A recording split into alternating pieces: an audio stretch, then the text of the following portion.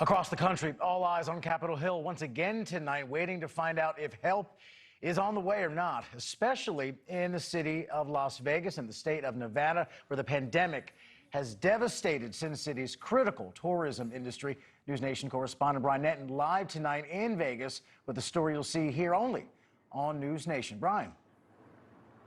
Rob, it's almost eerie out here. The Las Vegas Strip is very, very quiet, especially when you compare it to pre-pandemic times. The unemployment rate here is about 10%, among the highest in the entire country.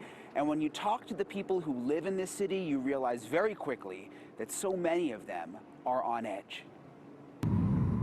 Flying into Las Vegas, it's hard to comprehend looking down that about 1 in 10 people here is out of work. On the Strip, it's bright as ever, but there's no hustle and bustle. And in the neighborhoods nearby, you feel it. This is the worst of America's unemployment nightmare. You can see the Strip right there in the distance. It's amazing that that's all so glamorous, and yet you all are living like this. Yeah. Teresa Parga lost her job as a taxi dispatcher. How long have you been without a job? Since April 1st. And how do you get by? Unemployment, food banks, my family, my kids. My kids have supported me the most through the whole time. And I feel bad because, you know, they're my kids. They shouldn't be helping me. I should be helping them.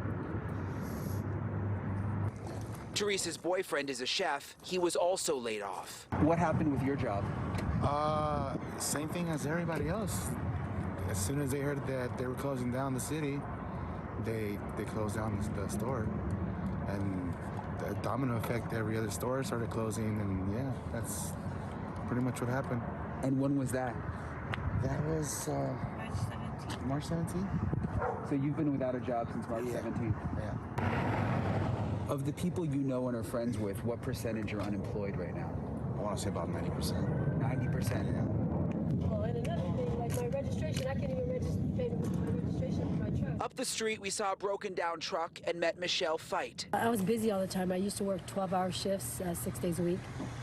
And now I'm down to zero, and my unemployment's already finished out, and I have no money. Michelle worked dry cleaning casino employees' uniforms before she was laid off. She's been following the stimulus bill. What do you say to Congress? It's taking them so long. I don't understand how they can't get it together, like, and do the math, you know, either figure it out or figure out a plan. I mean, I don't understand why they keep going back and forth, back and forth. They know what numbers they have and what they can work with. I don't know. I have a negative opinion about the whole situation. Yeah. I think that giving out all this free money is not right either. Because I don't know what kind of outcome it's going to be. Explain that to me, because you're struggling, but you're saying you don't agree with giving out free money. What do you mean? Well, they're handing out money to people that don't deserve it. You know, everybody's getting food stamps. I can't even get food stamps. It's weird. You know, and I worked. Well, yeah. Okay. At this Christmas tree stand, Fernando Galvin and Adriana Bradley decided to get a tree last minute. Why weren't you going to get a tree this year? The circumstance, like you said, I'm not working at the moment. I'm a truck driver, lost my job, unfortunately, in the construction industry slowed down. They are also following the stimulus bill developments. I feel like they should keep it at home. Keep it in the U.S. There's other countries suffering, but we're suffering too. The Americans are suffering, which is understandable. We are the richest nation. We do help out, you know, third world countries, but at this point we are, in a sense, becoming a third world country. We need the relief, and we need it now.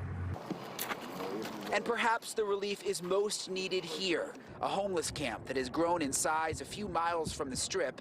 Anthony Davis used to work in a Vegas hotel. Now he lives in this tent. How hard is it to find a job right now? How hard is it to find a job right now? Yeah, how hard is it to thread a chain through a needle? You know, there's nothing out there. New Jersey is pretty much tied with Nevada for the worst unemployment situations in the entire country. But the situation here is especially complicated because the state's unemployment fund actually ran out of money. They had an insurance policy that kicked in. That has now also run out of money. So now they are relying on the federal government to send out those unemployment checks and to make sure those checks don't bounce. Robin, Marnie. And Brian, before we let you go, I know you're talking to people about much needed relief financially, but we are in the midst of the pandemic still. Did they share some of their concerns and their worries about the illness going around? Is that top of mind for them? Or is it, I need a job yesterday? Absolutely. They're concerned about the pandemic. There is a mask mandate here, so everyone has masks on. They're very, very strict about social distancing in Las Vegas. And even to eat in a restaurant, you have to have a reservation. You can't just go and sit down. So the pandemic is top of mind. But to be honest, the people we spoke to, their major concern was the economy, and they're worried about just being able to put food on the table and pay their rent. And Brian, one quick last thing. I've been to Vegas a few times, love that town. In the middle of a pandemic, what is the Strip like right now? It kind of reminds me of an empty Times Square or empty Bourbon Street. What's it like out there now for one of the most famous party strips in the world? Yeah, it's quiet. As I said, it's eerie. I mean, there's not a lot of traffic behind me. There's not a lot of people walking around. Even when we flew in, we connected in Atlanta. It's busy there, people going all over the place. But when we landed in Vegas, even the airport was quiet. So you can tell right away that they've got big, big problems in this city. Just the casino machines rolling. All right, Brian, thank you very much. And that is just one glimpse into the financial toll of this pandemic as millions of Americans are closely watching what is next on Capitol Hill and if that much needed relief is on the way and when.